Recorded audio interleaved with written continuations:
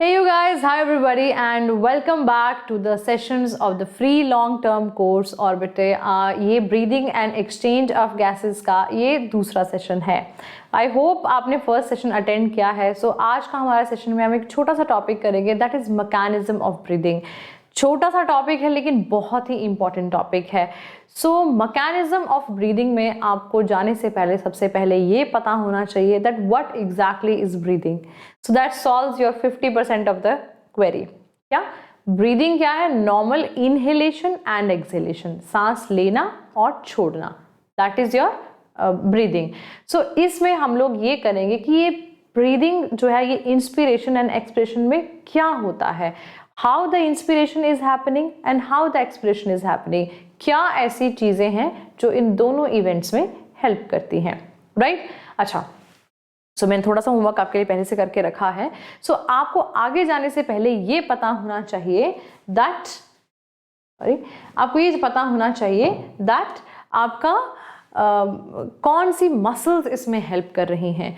तो देखो बेटा, आपका this is a basic structure. आपकी एनसीईआरटी आपके सामने खुली होगी और उसमें भी देख के आप पता लगा सकते हैं. तो first is your backbone and the other one is your sternum, the breast bone. ठीक है, तो ये रही आपकी बैकबोन, ठीक है, और ये रहा आपका sternum. Sternum is also known as breast bone. तो ये बोन्स की बात चल रही है, फिर मसल्स पे आएंगे. अब स्टर्नम और ये जो बैकबोन है इसके बीच में आपकी एक और तरह की बोन्स है, उनका नाम है रिब्स. ठीक है, you know there are 12 pair of ribs. तो one end of the rib is attached to the sternum, another end is attached to the backbone. Not all of them are attached directly to the sternum, you know that. Some of them the false ribs, some of them the floating ribs. आपको उसके बारे में I think पता होगा अभी तक, लेकिन I'm just saying, है ना, ऐसा इसका बेसिक प्लान है, राइट? सो ये आपकी रिब्स हैं बेटा, ये भी बोन्स हैं, ये आपकी बैकबोन है और ये आपकी स्टर्नम है, which is also known as breast bone, है ना. इसको यहाँ पे लिख लेते हैं, इसको हम क्या कहते हैं? ब्रेस्ट बोन कहते हैं. अब बात ये है कि जब भी कोई मूवमेंट होती है, because when you are inspiring तो you see your thoracic cavity that increases, है ना, and when you are exhaling आपके थोरैसिक कैविटी जो है वो नीचे की तरफ को जाती है, मतलब वॉल्यूम कम हो जाता है. तब भी कोई मसल्स है, that means there is some movement is happening. तो मसल्स का इन्वॉल्व होना तो बनता है. How many muscles are involve? तो आप देखें बेटा, so this is rib number 1, let us just suppose this is rib number 2. तो इसके बीच में ये जो ग्रीन कलर की मसल्स हैं इनको हम कहते हैं इंटरकॉस्टल मसल्स. क्या कहते हैं? Intercostal muscles.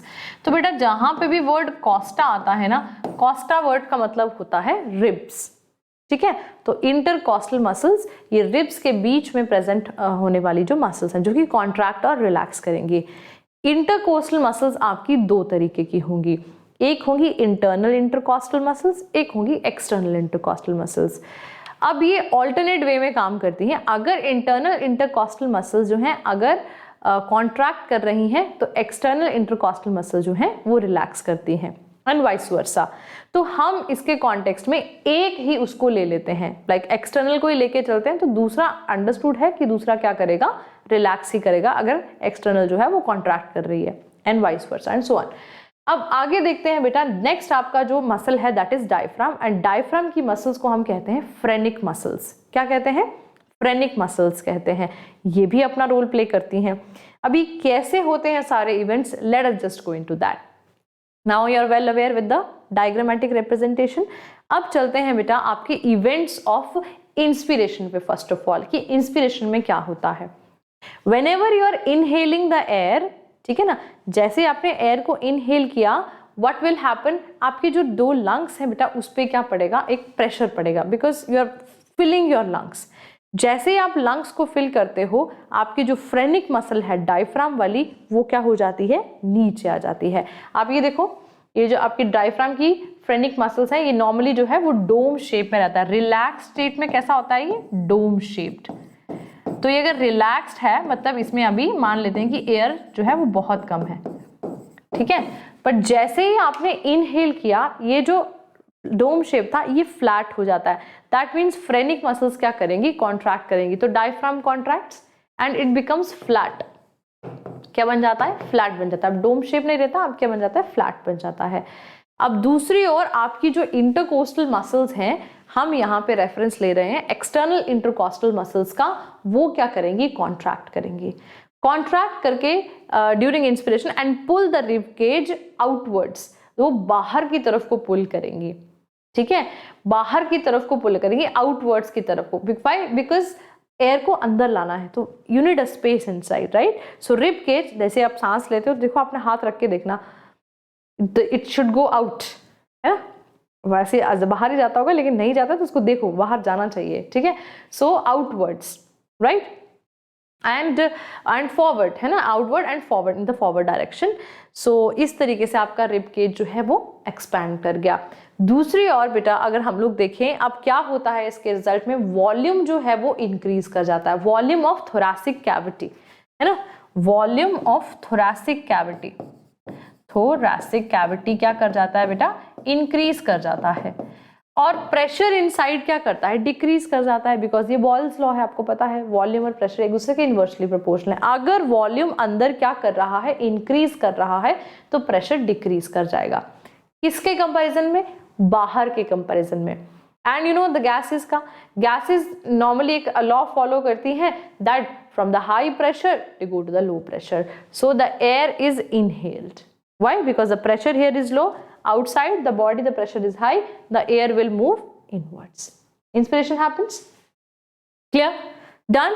I think normal inspiration आपको एक हो गया, normal इसलिए लिखा है because there are other inspirations also, है ना, forceful, ये वो अभी पढ़ेंगे हम इसको, ऐसे अपनी capacities में पढ़ेंगे, volumes में पढ़ेंगे।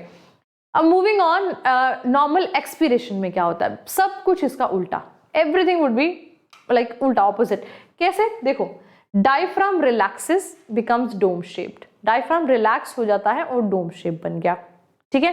एक्सटर्नल इंटरकॉस्टल मसल जो है वो रिलैक्स करेंगी, ठीक है, रिलैक्सेस देखो लिखा हो ना, पहले कॉन्ट्रैक्ट कर रही थी, अब यहाँ पे उल्टा होगा, रिलैक्स करेंगी and pull the rib cage downwards, sorry inwards, अंदर की तरफ को खींचेगी, और बैकवर्ड्स, पीछे की तरफ को, इनवर्ड्स एंड बैकवर्ड्स, ठीक है, पीछे की तरफ को खींचेगी। दैट मीन्स जो वॉल्यूम है आपका वो क्या हो रहा है, कम हो रहा है। अगर वॉल्यूम कम हो रहा है मतलब प्रेशर ज्यादा हुआ, और प्रेशर अगर inside the thoracic cavity is more, that means outside it is less, ठीक है। And gas is always travels from high pressure to the low pressure, तो expiration is happening, as simple as that, ठीक है। तो ये आपको छोटे छोटे इवेंट्स हैं बेटा, वो आपको याद रखने हैं and you are good to go, और इसी में से आपको क्वेश्चंस आ जाते हैं, ठीक है बेटा।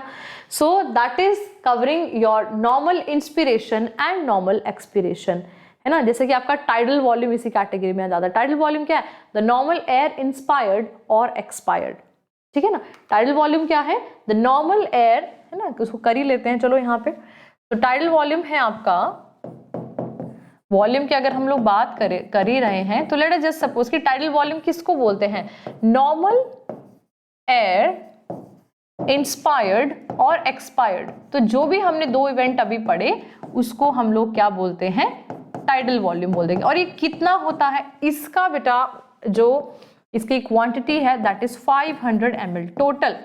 तो इसको अगर हम लोग देखें तो इस तरीके से है ये, है ना, एल्वियोलाई में अगर हम करें तो 350 ml इसका पोर्शन है यहाँ पे, और जो 150 ml होता है बेटा वो इसी पोर्शन में रह जाता है। इसको कहते हैं हम डेड स्पेस वॉल्यूम। क्या कहते हैं, डेड स्पेस वॉल्यूम, ठीक है। ये अंदर तक पहुंचता ही नहीं है, ये खाली 350 ml ही अंदर तक पहुंच पाता है। अब दोनों को मिलाओ, देखो 500 ml हो गया। सो this is your tidal volume, the normal air inspired और एक्सपायर्ड, जो हमने अभी तक पढ़ा, ठीक है। So that completes your mechanism of breathing. I hope you had learned well. मैं एक बार पीछे हट के आपको दे देती हूँ, ये मेरे हैंड रिटन नोट्स हैं, आपके लिए ही हैं बेटा, और आप इसको अच्छे से कवर करो, ठीक है। So mechanism of breathing, this was the first slide, second and third. अब अगली में हम लोग क्या करेंगे, अपने वॉल्यूम्स करेंगे और आपकी कैपेसिटीज करेंगे। So be ready for that, okay. और जाने से पहले देखते हैं अगर हमारे पास कुछ क्वेश्चंस हैं तो लेट अस जस्ट सी, देख लेते हैं, okay, just give me a second ना। अगर हमारे पास कुछ क्वेश्चंस होते हैं तो हम क्वेश्चंस कर लेते हैं वो वाले। ओके ओके ओके, ये रहा। सो बेटा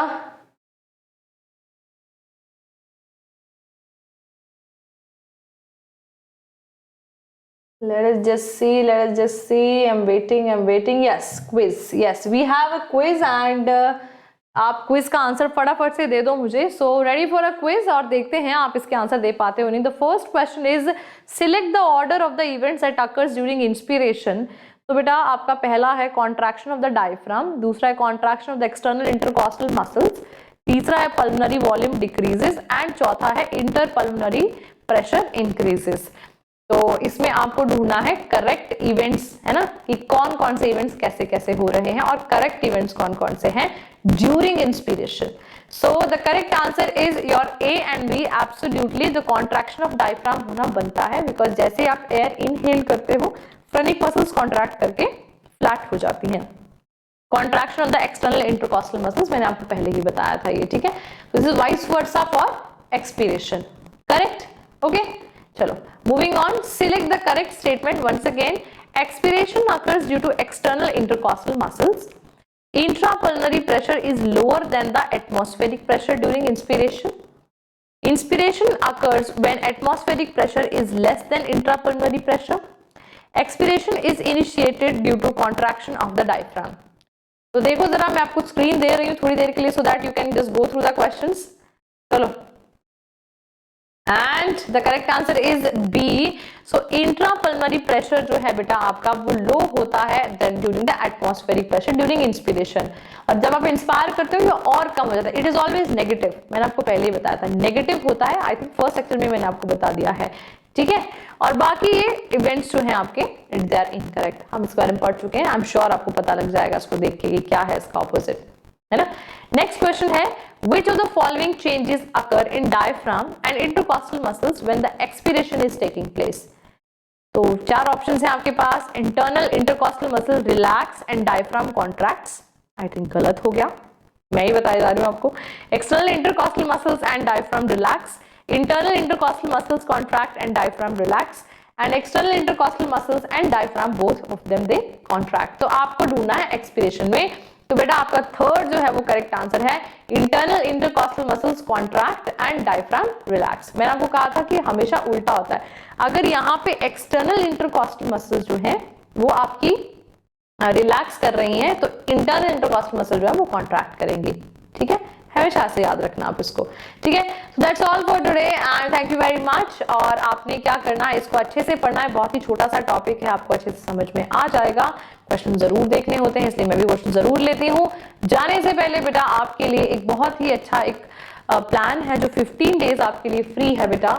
तो आपको देखो ये लॉन्ग टर्म कोर्स है, जैसे आपका 50,000 या 1 लाख तक के कोर्सेज है, आप इसको जस्ट अवेल कर सकते हो 1800 रुपए में, 1800 रुपीज में, ठीक है, by using the coupon code MS Pro।